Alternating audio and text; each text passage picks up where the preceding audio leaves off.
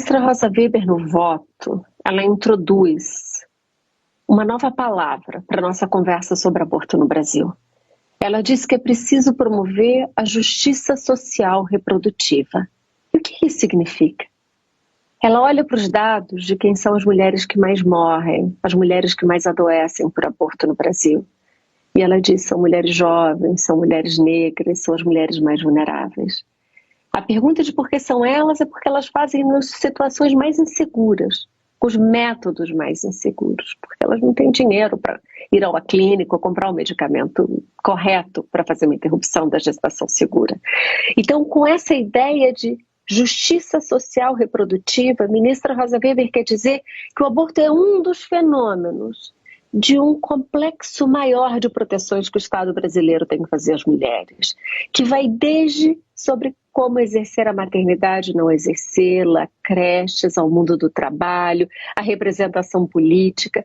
Então esse é um voto que fala extensamente das mulheres, para mostrar que a desigualdade contra as mulheres, ela é sistêmica no país e em particular contra as mulheres mais vulneráveis, que são as mulheres negras.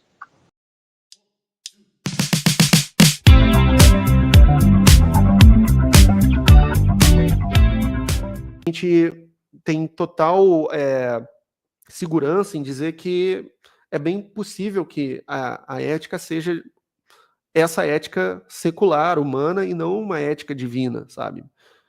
Não foi provado isso. Não tem como dizer que a ética só é possível no contexto de ser uma ética cósmica comandada por um ser maximamente amoroso. Não. E, na verdade, essa é uma parte talvez difícil, né, de falar com o público, né? Para quem tiver interesse, eu publiquei a segunda edição do meu livro sobre desinformação, discurso de ódio, e eu dei uma ênfase ao ateísmo, né? E uma das coisas que eu comento lá agora nessa nova edição é como que as desinformações, geralmente de natureza evangélica conservadora, isso foi comprovado por estudos da UFRJ, de onde estão vindo essas mentiras e desinformações. E uma vez eu estava conversando com um amigo meu evangélico, né? Conhecido de longas datas, de infância, e eu estava tentando convencer ele a não pagar os 10%, não consegui, mas aí a gente estava conversando sobre a questão do aborto, né? Porque é um clássico, né? Se falou que é evangélico, pode saber que é contra aborto, né? E eu estava explicando para ele que a situação do aborto não tem resposta, né? É igual, por exemplo, eu expliquei para ele o seguinte exemplo, se você está dirigindo um carro e você tem duas opções, ou você bate num muro ou bate uma criança, né? Esse caso é mais fácil porque, como ele respondeu, eu prefiro bater no muro, né? Porque é melhor danificar o carro do que eu matar uma criança. Só que no caso do feto, essa resposta não existe, uma resposta direta, porque os cristãos formulam o problema como a famosa agulha gigante, né? Como teve aquele showzinho que fizeram lá no Senado, com a mulher fazendo encenação, que é uma agulha gigante matando o bebê. Não é bem assim, aquele é exagero que eles inventaram, mas ou você mata o feto, né, e dá à mulher liberdade sobre o próprio corpo, ou você obriga a mulher a manter um filho, né? Que ela não quer, né? Do ponto de vista cristão, a única resposta é eu defender o feto, né? Da resposta cristã. Só que é difícil explicar isso para uma pessoa mais simples, né? Eu já tentei fazer isso. Talvez seja muito ineficaz, porque muitas pessoas que endossam esse tipo de visão, elas não estão fazendo isso porque elas acreditam que seja verdadeiro. É mais por uma profunda necessidade de crer, como dizia o Carl Sagan, né? Então não tem como debater exatamente com esse tipo de gente questões assim.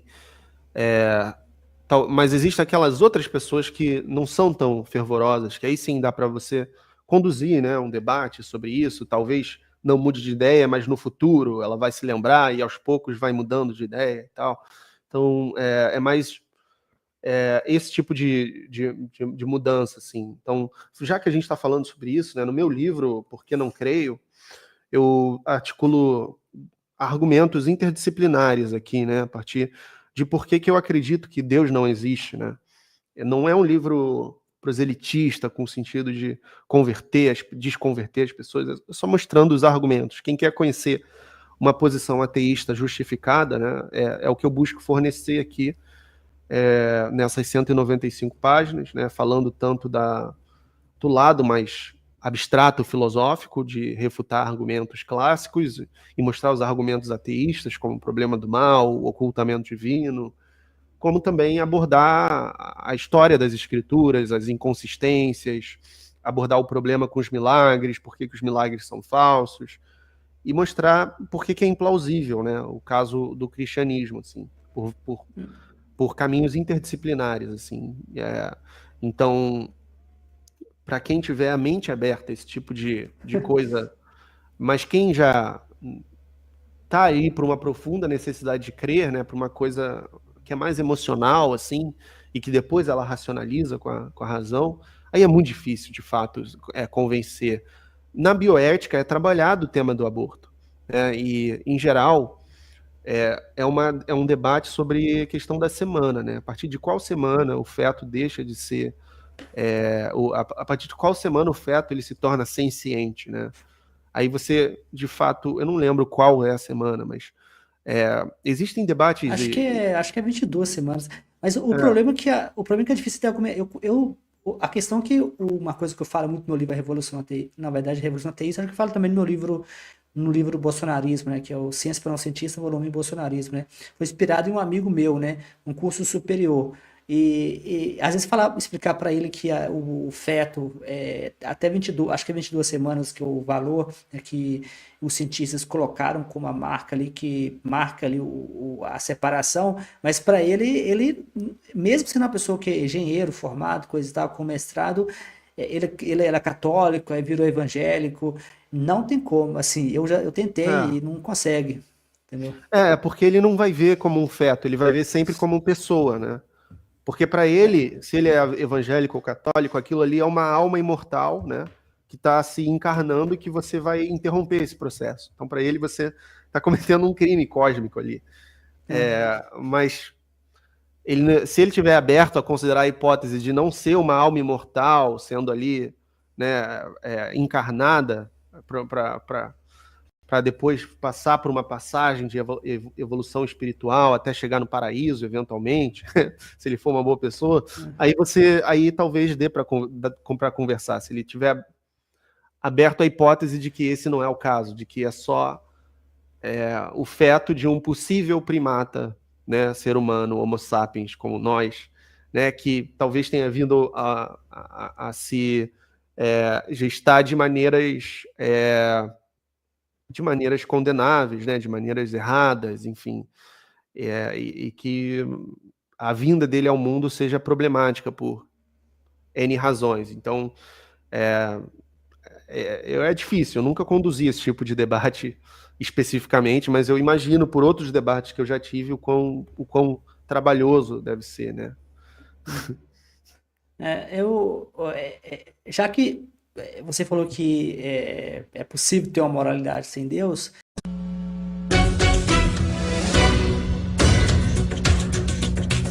Comete contra a mulher pobre é não dar a ela o acesso ao planejamento familiar. Eu viajo muito pelo Brasil, todo lugar que você vai, você vê umas meninas, você de longe pensa que estão com a boneca no colo, quando você olha é uma criança. Doutor, você é a favor da legalização do aborto? Não, porque vamos dizer assim, o resto está sendo oferecido. A questão para muitas dessas meninas é que elas descobrem a gravidez quando já estão grávidas. Mas o problema tem que vir antes. Eu não vou fugir da pergunta, não, Paulo, mas o problema tem que vir antes. Sabe, o aborto é uma violência contra a mulher. E é uma solução que não agrada ninguém. Você está dizendo, inclusive, uma enorme violência física. É isso que você está dizendo. Violência física contra a mulher. Nenhuma mulher faz aborto porque acha que é bonito fazer. Faz porque está numa situação que ela não vê outra saída.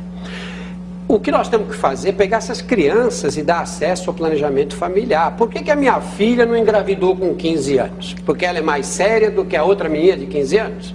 Uma presta e outra não presta? Muitas amigas porque engravidaram com 15 anos, porque ocorre também. Acontece também, mas não é tão grave quando acontece esporadicamente.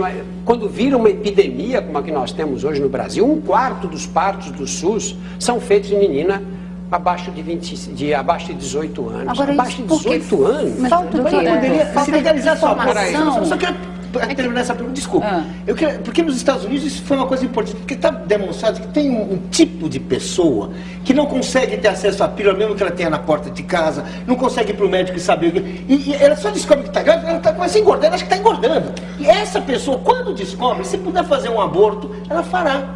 Não, assim, estou perguntando se você não acha que seria o caso, assim, porque eu estou convencido, há casos que realmente a pessoa nunca terá... Mas você está falando do que ele já estava abordando. Não, mas eu quero saber o que a prevenção passa pela educação, mas é que tem pessoas que você não tem acesso à educação, a gente fica falando, mas você não chega lá. Só vou complementar então, porque assim, essas mulheres hoje elas fazem aborto, só que elas fazem de uma maneira super insegura. Pois é, exatamente. No Brasil é livre. Então isso que eu ia perguntar para o senhor, legalizar o aborto. Não, mas quem não tem...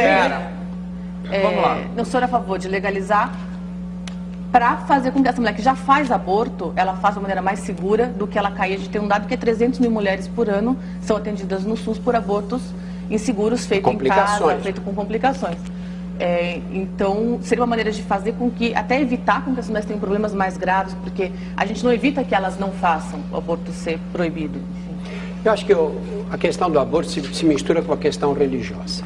E eu acho que nesse ponto os religiosos são muito autoritários, porque eles têm um determinado tipo de pensamento, que é lógico que a gente é obrigado a respeitar, mas eles querem impor esse tipo de pensamento para a sociedade inteira. E eu acho que isso está errado. Porque, na verdade, o que acontece? O aborto é livre no Brasil. Se você tem dinheiro para pagar, você vai e faz nas clínicas clandestinas que estão aí por todas as cidades brasileiras. Se você não tem dinheiro, você vai procurar as clínicas clandestinas de mais baixo nível, com gente mais despreparada, nas piores condições de higiene.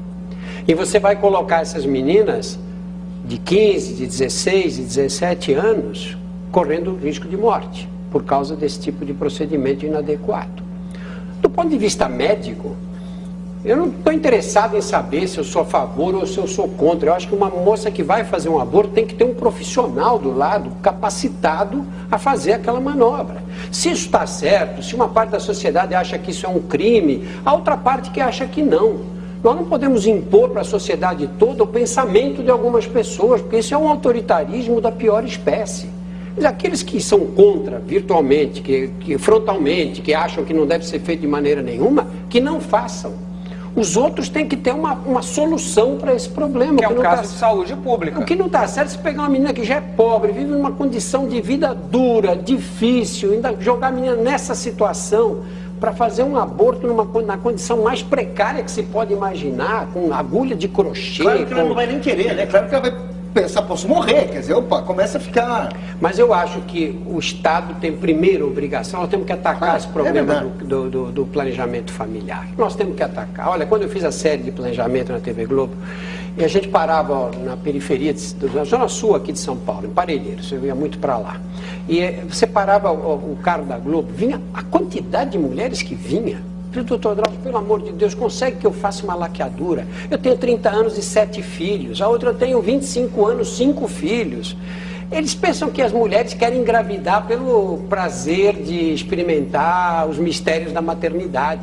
Essas meninas, estou falando das casadas, que têm família, elas engravidam, não gostam de ver os filhos passando necessidade, engravidam porque não têm acesso. E qual é o maior inimigo do planejamento familiar no Brasil hoje? No Brasil eu acho que é... A igreja. A igreja. No Brasil eu acho que é a igreja. A igreja tem um papel, tanto no planejamento familiar quanto no uso da camisinha. Você diz, bom, a igreja é contra o uso da camisinha. Isso quer dizer que o adolescente que está com a namorada, encostado no poste, escuro, ele vai pensar, não vou usar a camisinha porque a igreja proíbe? Lógico que não, não é isso. Não se trata disso. Agora, você anda pelas cidades pequenas do interior, vai lá, vai no posto de saúde e você vê aquela pilha de caixas de camisinha que o Ministério da Saúde distribui. E aí você pergunta, vocês distribuem camisinha? Distribuímos. A pessoa vem aqui no posto e pega.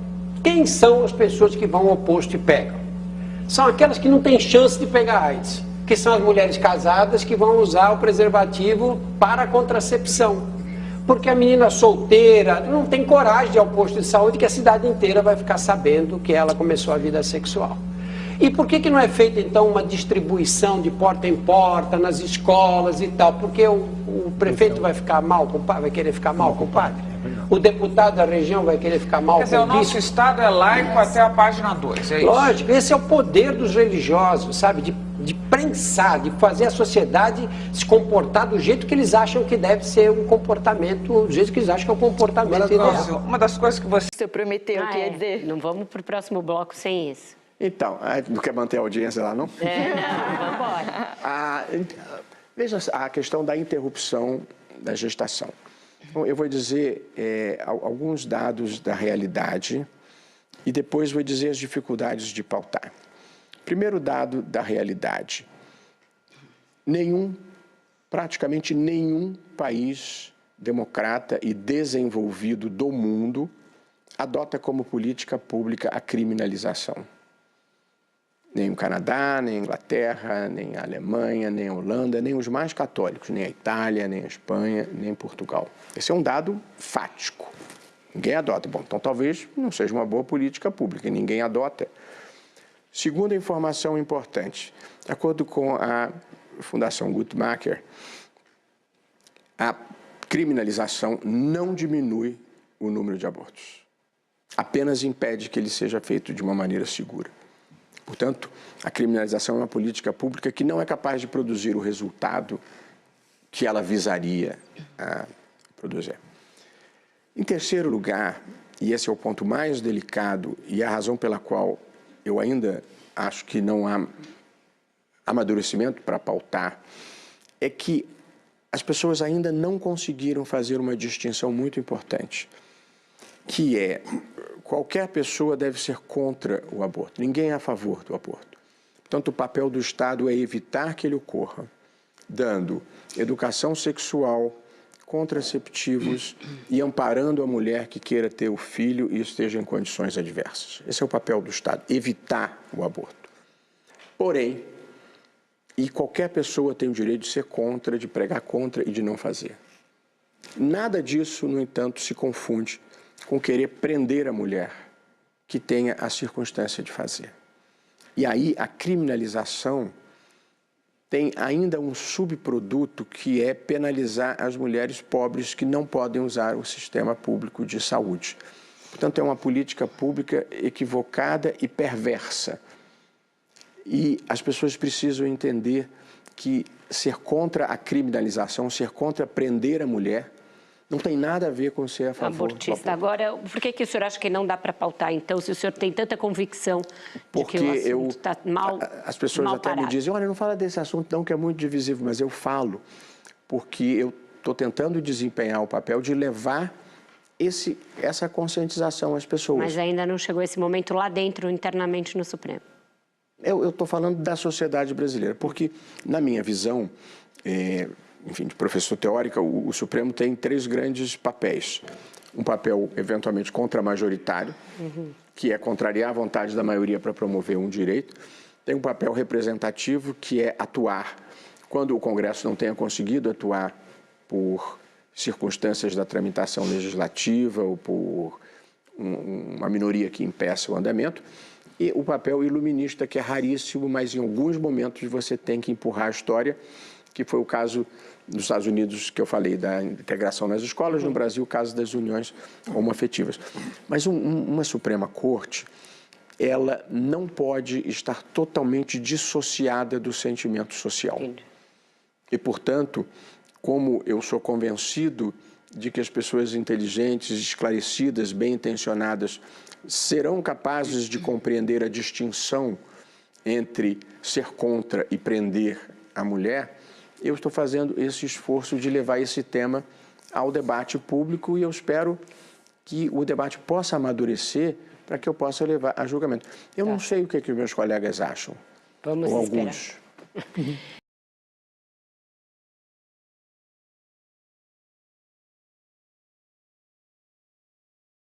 Fala muito sobre isso, né? Sem Deus não há moralidade, como, portanto, convive com o fato de relativismo moral, sendo ele uma clara contradição existencial e, portanto, refutando as próprias ideias. O Sam Harris fala muito sobre isso. O Sam Harris tem um livro que chama Moral Landscape, que acho que é o nome do livro. Esse livro eu não li, mas o Sam Harris tem tentado criar para quem não sabe, o Sam Harris é um dos 4 cavaleiros do ateísmo moderno, né? Ele tem tentado criar um framework, né? Porque a religião ela monopolizou o moralismo. Ela diz que o cristianismo ele diz que a gente precisa de Deus, né? Que é um ser externo, que vai dizer para a gente o que fazer, o que é certo, o que é errado, e sem Deus a gente vai meio que matar as pessoas, fazer sexo com os filhos, né? Esquecendo que é a Bíblia que diz isso, né? Vamos esquecer que é a Bíblia que fala essas bobajadas. Mas o que é esse relativismo que eles falam, isso é muito comum, isso na verdade é uma falácia, porque você pode ter moral baseado no utilitarismo, né? A gente pode falar um pouco sobre o utilitarismo também. O que é o utilitarismo? É uma ideia desenvolvida entre os ateístas que tem como objetivo desenvolver um código moral que seja baseado na consequência. Por exemplo, o pele do estuprador. Né? O pele do estuprador, que é da bancada evangélica, ela diz que a criança tem que manter o filho mesmo em caso de estupro. Isso, para mim, é imoral. Né? Isso é totalmente imoral. No caso de uma moralidade baseada em fatos, baseada em ciência, a gente vê que quem vai sofrer no final são as jovens de periferia, analfabetas, que são menores. Então, os dados mostram que manter uma gravidez de estupro, qualquer tipo de gravidez para uma jovem, é uma receita para permanecer na miséria. Então, assim, esse é um assunto complexo que a gente pode falar no futuro sobre isso. Eu vou deixar o meu Marco falar um pouco sobre o assunto, mas procura o Sam Harris. Ele tem muito, mas é possível sim a gente ter uma moral, que a gente está aprendendo a como ter essa moral. Isso é uma coisa que a gente está aprendendo. O ateísmo, como um movimento independente, um movimento livre, é recente. Até pouco tempo o ateísmo era apagado. Né? Albert Einstein negou o ateísmo. Né? Então, assim, eu vou deixar também o Marco falar um pouco, mas no futuro a gente pode voltar um pouco mais sobre isso. Professor, eu respondo a João Miguel da seguinte maneira, João.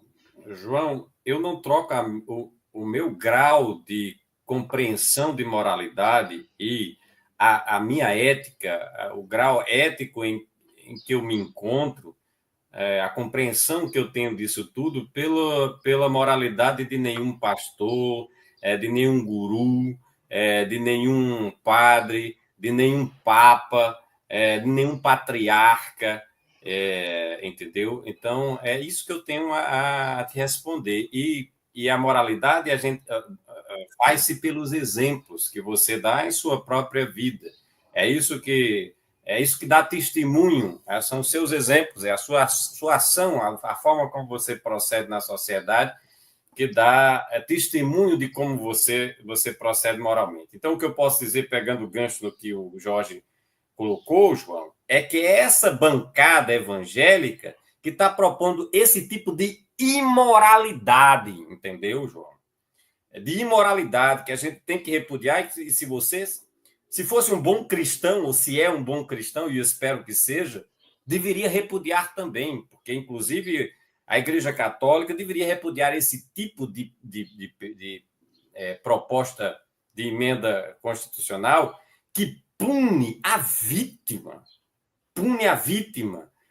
E tenho certeza que a sociedade brasileira está amadurecida o suficiente, assim eu espero, para não deixar que uma aberração dessa possa passar. Me parece que, apesar de ter passado na CCJ, onde essas bancadas evangélicas formam maioria, apesar de ter passado lá, certamente não passará, talvez nem seja durante essa legislatura posta em votação. Né? O fato é que é uma aberração que merece o repúdio de quem tem uma moralidade sã,